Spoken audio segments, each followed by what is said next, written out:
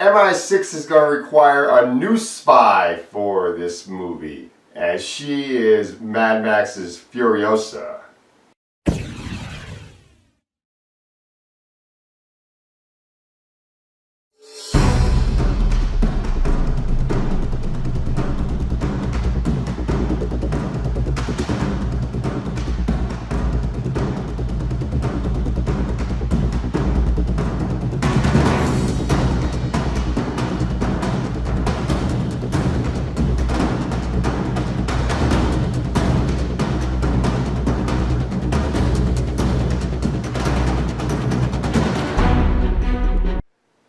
Atomic Blonde, directed by David Leitch, starring Charlize Theron, James McAvoy, Toby Jones, John Goodman, Eddie Marsan, Sofia Boutella, and Bill Skarsgård.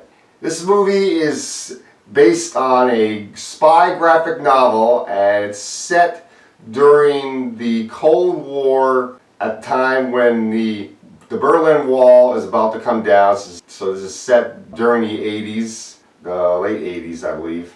And this movie is about a spy named Lorraine Broughton, played by Charlize Theron, who is given the mission to find someone that knows about a spy list.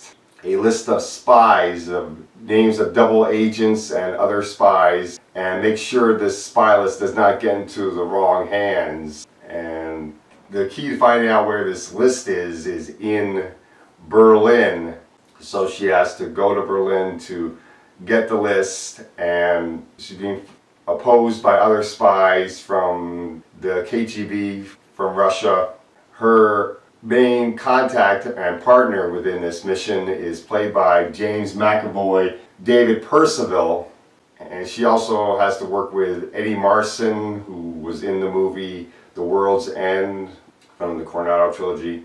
And through much of the movie, this movie flashes back and forth to where she's being interrogated by her superiors, played by John Goodman and Toby Jones. She also meets up with another contact in Berlin, played by Sofia Boutella, Delphine LaSalle, and gets help from a man played by Bill Skarsgård as well. Now, I really wanted to see this movie because I like Charlize Theron, and I think she is great when it comes to action movies. She proved that well in the movie Mad Max Fury Road when she played Furiosa. She was excellent in that film, and it really got me excited for whatever kind of action movie she could do in the future. And when I heard she was doing this movie, I was really excited. I really wanted to see it.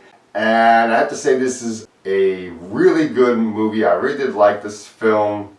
Charlize Theron is great in this movie. She really does the action scenes very well. David Leitch does a very good job directing this film, and the action is filmed very well and everything. The acting in this movie is very good from Charlize Theron, Sofia Boutella. James McAvoy is awesome in this film. Bill Skarsgård is very good. I did like Eddie Marsan and Toby Jones, as well as all the actors that played the KGB spies. The setting of the 1980s was done very well, and the 80s music that was used within the movie was pretty good in this film. But let's talk about the negatives as well, because there are some negatives to this film. One of the main negatives is the way this movie's told within in story aspect. This movie is told in a non-linear fashion.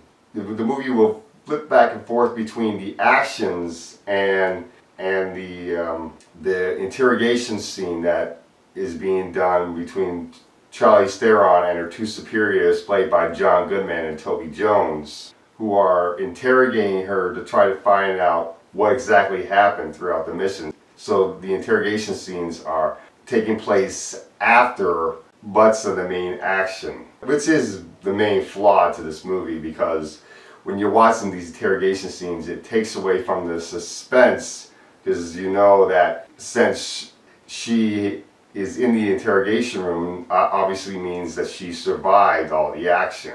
But then again, you always know that the main character is going to survive in any spy film. It's a given, really. Another flaw within this movie is the way the music is used. Usually when music is used well within a film, it feels like another character within the movie, or it really amps up a scene and helps the adrenaline flow in an action scene. And within this movie, some of the scenes do use the music well within like that, but other scenes, the music is just there for the sense of being there, and it doesn't really add anything. But overall, I really did like this movie, and even though this is a spy plot that we have seen before, a spy trying to protect a list of spies, I really did like this movie. The action was really good. It felt unique within its own way, and Charlize Theron is so good in this movie. So I'm going to give this movie a B. It's definitely worth checking out, and that's all I gotta say for Atomic Blonde.